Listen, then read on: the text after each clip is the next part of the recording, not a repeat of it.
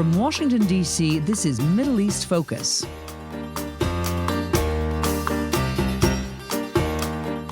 Welcome to Middle East Focus. I'm Alistair Taylor, MEI's editorial director, and today we're going to be talking about the social, economic, and political challenges facing Iran. We'll be touching on a host of issues ranging from COVID-19 and the economic crisis to the new parliament and next year's presidential elections. There's a lot to discuss, but thankfully we've got three great guests joining us today to help unpack what's going on. Alex Vatanka, Nazila Fathi, and Amin Mohseni. Alex is a senior fellow and the director of the Iran program here at MEI. Nazila is a journalist, former New York Times correspondent, and the author of Lonely War, One Woman's Account of the Struggle for Modern Iran. Amin is an assistant professor in the Department of Economics at American University here in Washington, D.C. Alex, Nazila, Amin, thank you all for joining us today, and welcome to the podcast.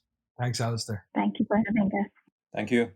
Nazila, I'd like to start with you. Iran is currently facing something of a perfect storm of challenges, from sanctions and lower oil prices to coronavirus and the resulting economic fallout. Can you give us a sense of what the mood in Iran is like right now and what all this means for regular Iranians?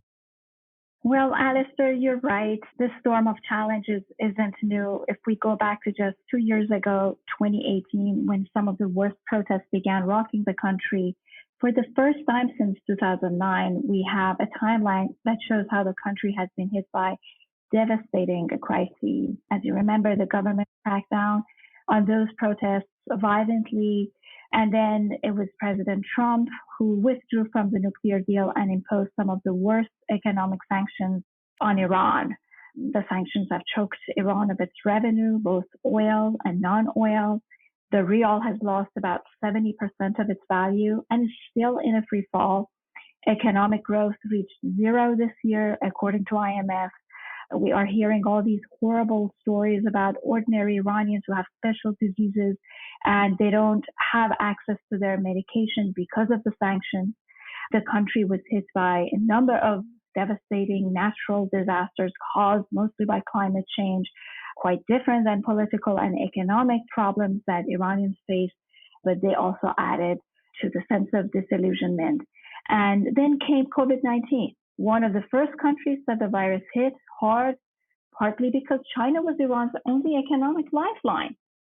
And Iran didn't halt flights to and from Wuhan when China was in the midst of the outbreak. By January this year, when the U.S. assassinated Iran's top Revolutionary Guard commander, the economy had already shrunk, the GDP was in the negatives, inflation was crippling, several unrests had been violently cracked down, and disillusionment with the regime was at its height. But the regime thought that it could use the assassination to galvanize the nation behind the enemy, restore some of its lost legitimacy. But that didn't happen either. Just 5 days after the assassination, they tried to send a symbolic message to the United States forces in Iraq. And as they were throwing missiles, they mistakenly shot down an Iranian civilian aircraft and killed 176 people. And that was the incident that reflected how little the regime cares about the lives of Iranian people.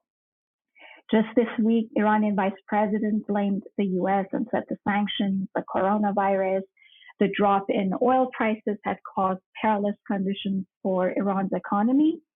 But I think it's disillusionment with the Islamic Republic, which has put the country on a perilous course.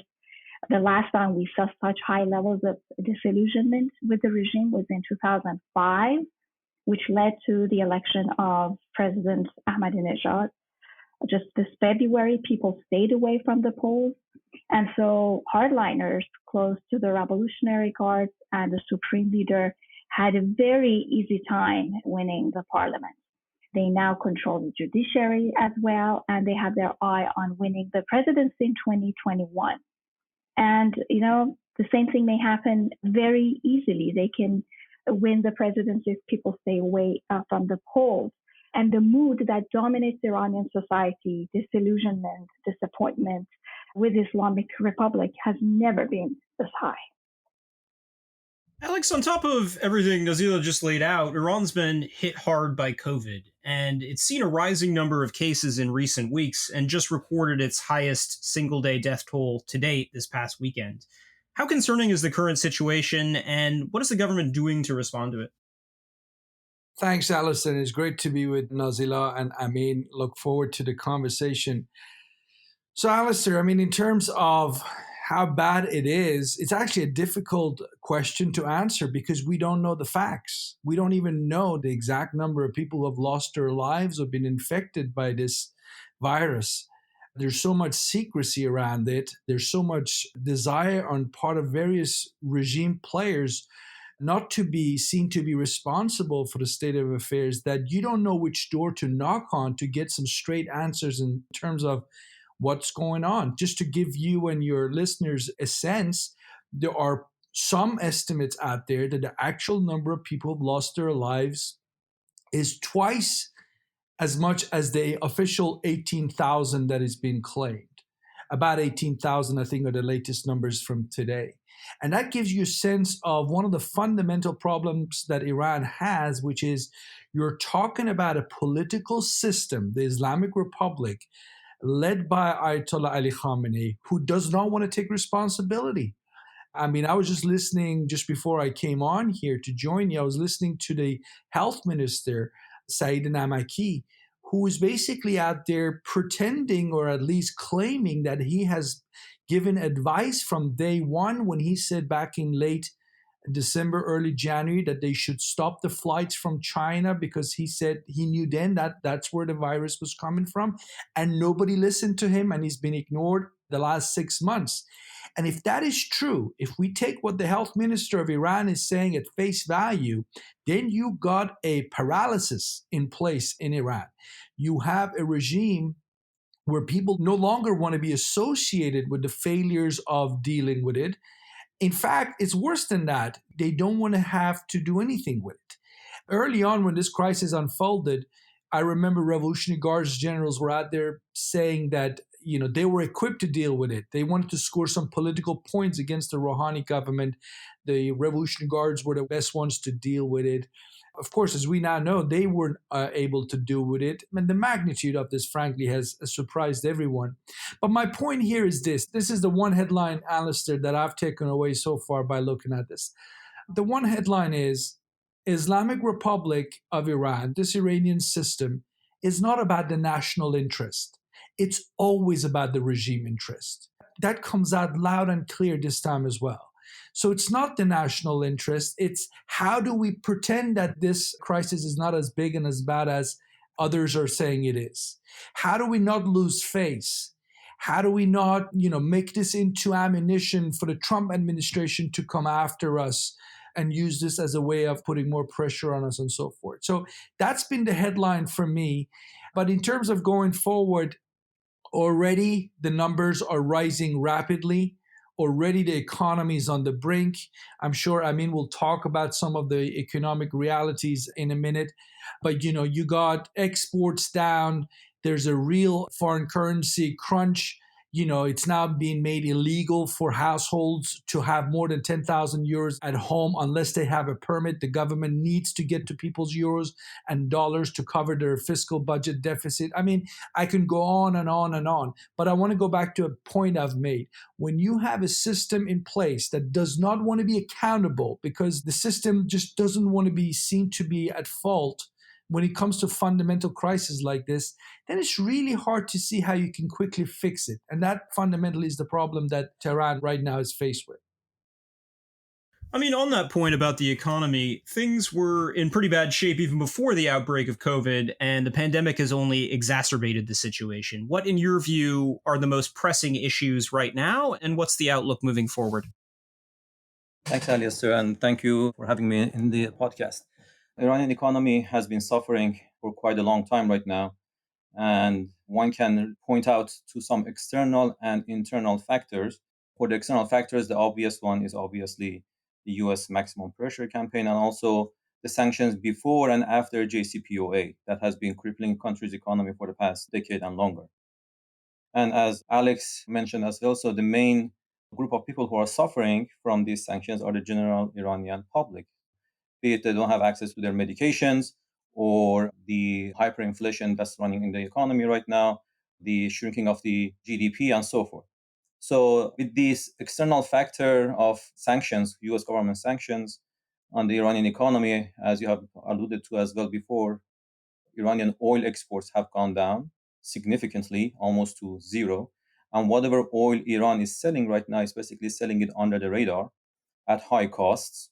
Also, with the oil prices going down over the past year, especially after the pandemic, whatever oil Iran is selling is also not generating the revenue that it was wishing for. These two factors, external factors, is delivering a double blow to Iran's revenue, the government's revenue in the past year. For the internal factors, what I can point to is basically that Iran economic policymaking based on solid economic theory and empirics is basically non-existing in Iran. When you look at over the decades, policymakers and government officials in Iran, they love to go back to the same set of failed economic policies and plans and strategies that have brought the country to the current economic conditions that they are facing. Some of those policies that we have discussed before in some of the op-eds in MEI is basically, for example, Iran energy subsidies policy, which is unjust and inefficient and is a waste of resources. Another one would be keeping rial artificially high in the markets by trying to sell their limited resources of reserves, US dollar reserves, in the market just to keep the rial from collapsing. But eventually, the economic laws will overtake, and you will see these huge devaluations, sudden devaluations every now and then. So often Iranian officials, they dislike policies that require short-term sacrifices, but are good in the long run health of the economy. And so they always try to go with policies that have short run and short-lived gains at the extreme cost for the economy in the long run. These set of basically external and internal factors have brought Iranian economy to a verge of collapse, as mentioned. Another issue that we can talk about is the systematic corruption at all levels of the economy. And every now and then, when you see presidents come and go, every president, every new government that comes in, they try to quote unquote address the corruption. And most of the time, in doing so, they attack and they target the officials from the previous government. So widespread corruption and trying to address it has become a political apparatus for each faction to hit the other faction. The future, I'm worried about the Iranian economy. Time is running out. If things move in the same direction and there is no fundamental change in the way the government is implementing economic policies and devising them, things will not be good for Iran in the very short future. But on the other hand, I'm a bit hopeful because I have seen that over the past decade, dozens of top Iranian students going from Sharif and other engineering universities in Iran, they're the top of the cream of Iran's educated elite. They have gone and they gotten their graduate and doctoral degrees in economics, public policy, political economy from top universities in Europe, US, and Canada. Some of them have gone back to Iran. And they have been able to secure positions in Iranian universities, parliament, government offices, and so forth. And they are pushing very strongly for economic and policy reforms that is based and rooted in solid economic understanding and theory and evidence. So if this group of young graduates, young economists, young policymakers, if they are successful in their efforts, then things can change for Iran slowly. But if the current conditions continue, which is very much likely to be the case, then we will only see that the economic conditions deteriorate even further. And it's just a matter of time that basically the economy is going to collapse altogether. So I am very worried, just very, very worried about the future of Iran's economy. But there's a small grim of hope that I always hang on to and say that maybe these small group of people, maybe they can be heard and their advice and their warnings be taken seriously moving to the future. Alex, moving on to the political side of things, the new parliament opened just over a month ago at the end of May. While its powers are limited, what's on the agenda and what does that tell us about the current state of affairs in Iran? To be honest, I want to repeat what I said in my previous answer, that the Islamic Republic and all its elements, including the 290 members of the Iranian parliament called the Majlis, They are not about Iranian national interest. They're about serving the narrow interest of the Islamic Republic, particularly the interest of Supreme Leader Ayatollah Ali Khamenei, who's not elected by the people, who controls basically all key fundamental policies in Iran. And this new Majlis that just took over a few weeks ago is going to do everything he can to prove how loyal he is to the supreme leader. I mean, that's basically the one slogan that most of the members in the new Majlis are known to be about. Total 100% allegiance to Ayatollah Khamenei. And that is the worst thing members of parliament can say to the Iranian people, because here is the Iranian supreme leader who has been in charge since summer of 1989. You've had many presidents come and go. You've had a number of majlises come and go, but you've had the same unelected supreme leader on whose watch you've seen corruption in the country mushroom. You've seen the country isolated internationally, unlike anything Iran has seen for probably over a century. And as you just heard from Amin, the economy is on the brink potentially. So here's the new Majlis. And what solutions does it have? Nothing. So far, what they have promised to do and have already delivered on that is to engage in petty politics and showmanship. On Sunday, we had Foreign Minister Javad Zarif being taunted, called a liar by these hardline members of Majlis. It means nothing. It's a show. Everyone knows that Javad Zarif has the backing of the supreme leader. Otherwise, he wouldn't be a foreign minister. He wouldn't have negotiated the nuclear deal of 2015. So the Islamic Republic likes to put on a show for the people and pretend that, yes, you know what, their representatives are working hard for their money. The reality is, every single member of the Iranian parliament was pre-approved by Mr. Khamenei to sit in that majlis. And in order for them to be approved to sit in that majlis, there's one condition. They're not going to ask tough questions, and they will not ask tough questions. And that's, again, terrible news for the people of Iran, because what Iran needs is a serious fundamental shift across the board. And you can't fix the economy, you can't deal with COVID-19 crisis or all the other crises they have unless they go back and look at some fundamental issues that are injuring the country and have injured the country for basically going back to the revolution of 79. The key issues are accountability. Nobody wants to be accountable. You know, I think Amin mentioned corruption earlier. It's a huge problem. You know, literally billions of dollars are lost to corruption on all levels. And what the Supreme Leader Khamenei has to say about corruption? Well, the one thing he constantly says, and it doesn't matter who is the president or who sits the Majlis, the one thing he constantly says is, don't bring it up. Don't bring it up because you give the enemy something to hit us with. Let's not talk about corruption. It's uncomfortable. It's inconvenience. You're not going to come up with policy solutions with that sort of a posture, which unfortunately Khamenei has. So I am very pessimistic. I'm very pessimistic. The only hope I think this regime can have is to hope for some kind of a handout or a silver bullet coming their way from China or Russia that might just buy him time for another couple of months and so on. They're probably very hopeful that President Trump will lose in the election. He might not. But that's beside the point. Iran's problems are the making of the Iranian regime. We can blame the sanctions. No doubt the sanctions have had an impact. But Iran's problems are much older and much deeper than the Trump sanctions. And anyone who's honest in their assessment of Iran has to admit to that. And if you're honest about that, you know who to blame. It's not the Majlis deputies. They're basically totally insignificant. It's at the very heart of the pyramid of power. And there you'll find this unelected man, Ayatollah Khamenei, who has ruled Iran since 1989, and he cares about one thing more than anything else, his grip on power. And that's the unfortunate reality, and there's no sugarcoating that. Nazila, do you have a sense of what President Rouhani is likely to try and do in his last year in office, and how relations are likely to play out between his administration and other branches of government, perhaps the Supreme Leader? Well, Alistair, that's a little bit difficult to predict because of the economic situation in the country. I mean, just following up on what Amin and Alex said about corruption and how pandemic it is and how it has really plagued the country in very deep ways.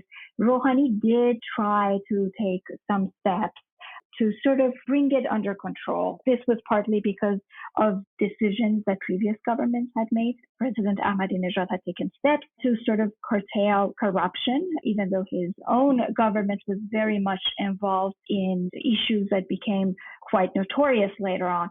But Rouhani had his own tug of wars with conservatives over some of these issues. For instance, he tried to pass the anti-money laundering bills to ease foreign trade and also to bring some of these power centers close to religious foundations and the Revolutionary Guards under control. I mean, you mentioned your hopes for the young generation of Iranian economists earlier. What advice do you hope they're giving the government right now? Currently, Iran's government is running a huge budget deficit given the lost revenues because of the sanctions and also bad economic policies they have put in place for a long time. So right now, every month, they have a budget deficit of $1 billion. And what they have been doing so far, going back to the old recipes that they know, they have been monetizing this deficit, basically borrowing from the central bank. That would basically increase the money supply in the economy. And therefore, you see the real losing its value and purchasing power, and therefore against dollar. And also you can see the inflation running on the upwards of 60 to 70% annually in the past year. What needs to be done right now, and what some of the domestic also policymakers, these young economists have also suggested, is that Iranian government needs to go to the bond market. There should be a bond market in Iran so the government can go and borrow from it and not monetize its deficit. But it has been very hard to create that bond market given the high inflation rates and given the lack of secondary markets for it, and also given that Iranian financial institutions are not trusting the government that they will pay this debt back, or they will be able to increase the interest rates on these bonds so that it would be worthwhile for them to purchase it. At the current state, Iran is going to be another Venezuela or another Zimbabwe in late 2000s, where the currency basically became worthless. And the only way to address this is to go back to solid, proven economic policies, and also to curb and address corruption seriously and not in a matter of showing. That would be the only hope for the Iranian government to restore some trust in the system and also buy some time through the bond market to be able to put in place more effective economic policies, one of which is taxation. Iran's budget deficit right now is equivalent to the tax evasion numbers. So if everybody paid their taxes, there would be no budget deficit as of now. The majority of the people who are evading the taxes in Iran are the rich group of the people, because people who work for the government or the middle class families, the taxes are being deducted from their paychecks regularly. So definitely a very strong taxing system, addressing corruption, having a bond market, all of these policies will go hand in hand to stop the collapse of the Iranian rial and also the economy in the long run. Alex, we're running short on time, but before we wrap up, I wanted to get your thoughts on where you see things going from here. I mean, I just want to sort of echo what Amin just said. And fundamentally, to me, an economy cannot be fixed unless you pursue major structural changes across the board. And most of those changes cannot start or should not start in the realm of economics, but should start in the realm of politics. It's about faith. It's about trust in the system. And that is entirely lacking. Amin was talking about the bond market. A bond market is a place where your savings might be safe. If you have zero trust in your own government, if you believe your money will be taken away from you, and that, by the way, could happen by force if you believe some of the headlines that come out of Tehran, then you're going to do exactly what the Iranians are doing right now, which is to keep their money at home. By some estimate, somewhere between $35 to $40 billion are kept at home, which is not a huge amount of money for a country that the size of Iran. A lot more money is parked in places like Turkey, in real estate, in Emirates, and in other foreign destinations. Why do Iranian people do that? Why do they take their money outside? Because they don't trust their own government. And that is at the heart of this. It's not going to be a quick solution to the problems that Iran faces. And unfortunately, and this is the pessimistic side in me, but I guess my experience teaches me that it's well-reasoned pessimism. I don't see anytime soon the Islamic Republic with Ayatollah Khamenei at the top being able to or willing to pursue the kind of change Iran needs to be able to fix economy. And let's not forget the elephant in the room. You cannot be a normal economy in 2020 if you have the kind of revolutionary foreign policy that Iran at least officially espouses. If you want to be a revolutionary state, that means you cannot be a normal economy on the international stage. Unfortunately, Iranian people will pay the price as long as that is the reality of Iran. Nazila, you've got the last word today. Any final thoughts? Sure. I mean, unfortunately, I also see the political landscape in Iran quite grim. I mean, everything that Alex and Amin said resonates with everything that I am seeing. And, even Iranian political leaders inside the country, ordinary Iranians, they're all cynical and distrustful of the regime. If the turnout remains low in presidential elections in 2021, the conservatives will have an easy victory, and that will set the country on a totally different course, because the man, Ayatollah Khamenei, who has the ultimate power, is 81, and the conservatives will get the upper hand in appointing his successor. Whoever replaces Ayatollah Khamenei will define the fate of the country for the next decade. But I think for the time being, a lot will depend on the US elections in November. Inside Iran, a lot of people are waiting to see what will happen here.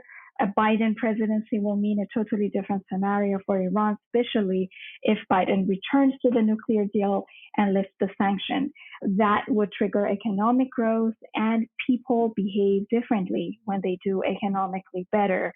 And that may change the course of the elections in 2021 in Iran. But from what we are seeing now, I think it is safe to say that the regime will not be able to continue the status quo. There were reports today that Iran's oil production reached its lowest in 40 years. The rest has come to a halt, as Amin mentioned. And so I think if Trump gets elected, the Iranian leader, Ayatollah Khamenei, has to swallow his pride and renegotiate a nuclear deal with him. But for the time being, I think everybody's just waiting to see what will happen here in the U.S. We'll have to leave things there for today. But Alex, Nazila, Amin, thank you all for joining the podcast. Thank you, Alistair. Thank you, Alistair. Thank you, Alistair. And thank you as well to our audience for listening in, and to our production team for their work on today's program. We will see all of you next week. This has been a presentation of the Middle East Institute. To support MEI's programs and podcasts, please donate at www.mei.edu. Thank you for your support.